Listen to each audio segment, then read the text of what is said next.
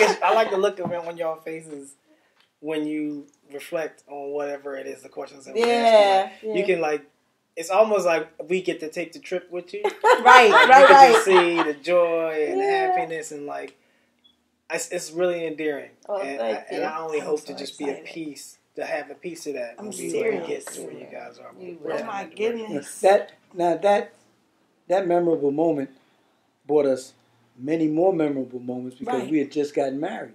Right. You know, so and we didn't have a honeymoon either. Oh, right. You know, we put all our money towards the wedding. Yeah. Right.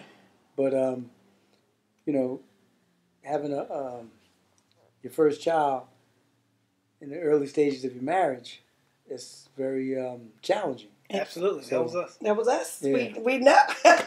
So that led us. First year. We got to know each other a lot better than we did courting. We really got to know each other that first year. You know. Awesome. So if we got through those first early years, the rest, I guess you could say, was a piece of cake, you know, because it was rough in the beginning. It really was. What was a life event that challenged your relationship? You know, she was pregnant for the first time and going through that, and I was married for the first time with a pregnant wife, and we hadn't had that year to really enjoy each other as man and wife. So we were going. That was a big challenge, along with the fact that the next year the teachers went on strike. Oh, wow. And one of the reasons we went on strike was one of the other challenges was economic, because at that time in Philadelphia for a teacher, your insurance would not cover pregnancy and babies until you were married for 1 year. Mm-hmm. So we had to pay for everything. So it was like a so. It was a snowball because we went through a very, very serious time early. Yeah, because I remember saving up the money to pay for the regular birth and to go in and have to have a C-section. Oh, wow. You know, I had to have a C-section, so that was like challenging. And Anderson, like I said, all my friends and things was from West Philly. I didn't drive at the time. He drove, but I didn't drive. So to be up here pregnant by yourself all day, and then he had a second job working for the Department of Recreation. So he would leave out in the morning, and I wouldn't see him till 10 o'clock at night. And then sometimes the lady that was his supervisor at the playground would call him, and they would be talking and talking, and I'd be like, hello. Hello. You know?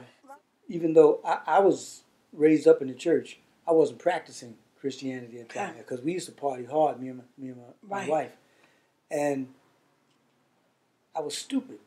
I really didn't know what what being married was about. You know, it was like I'm married now. I got a family, and I'm taking care of it. I'm going to work, and I was really like when I was courting her, I was tuned into her. Now, I'm thinking being tuned into her is making sure everything is taken care of. And that was not. I didn't. I'm all confused now. What's wrong? What am I? Right. So we really had to do a lot of growing. Yeah. In the early years.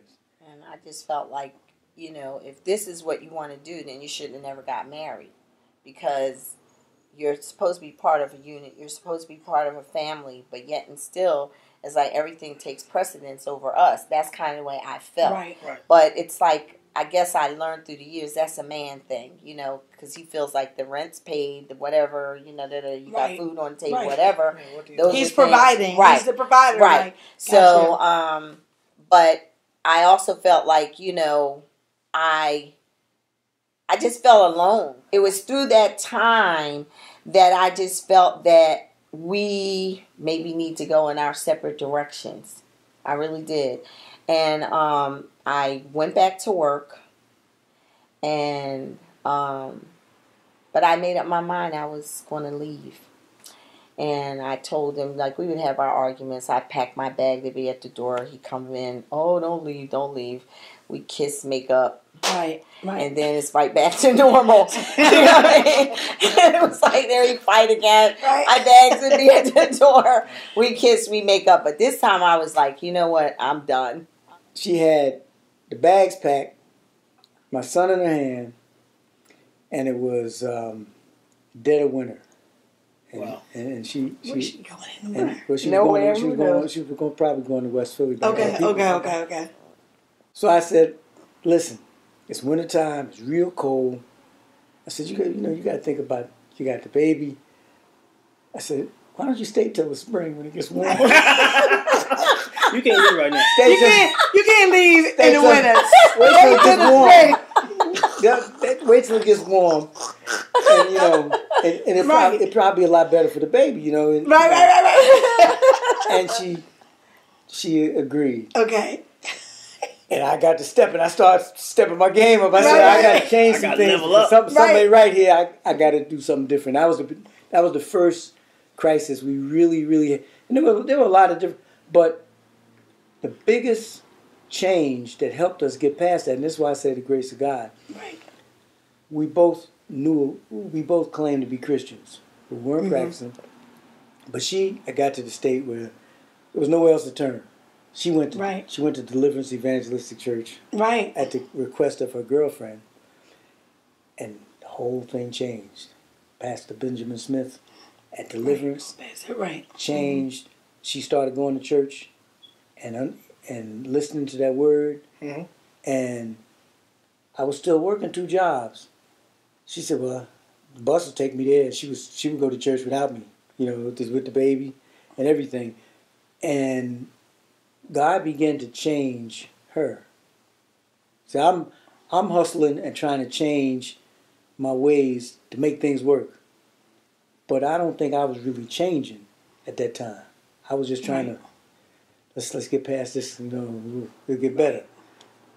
But she changed. And when the Lord started working with her and changed her, like she said, we'd have our arguments. I would come home, ready for an argument. But now I was coming home and it was like, hi, honey. And it was like, to fight. It was like everything that kind of smoothed out. And I said, oh, man.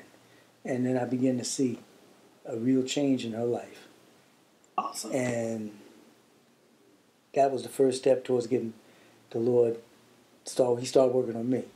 But my point was, it's like no one knew that except what was in my heart. But the Lord said He knows our heart. Right. And He said, if you stay, I'll fix your marriage.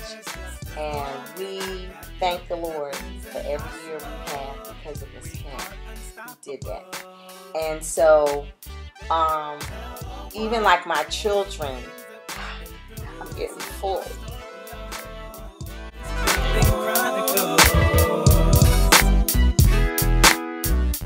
Oh yeah, because you got to subscribe. Share the video with 10 million people. 10 million people, at least 1 million.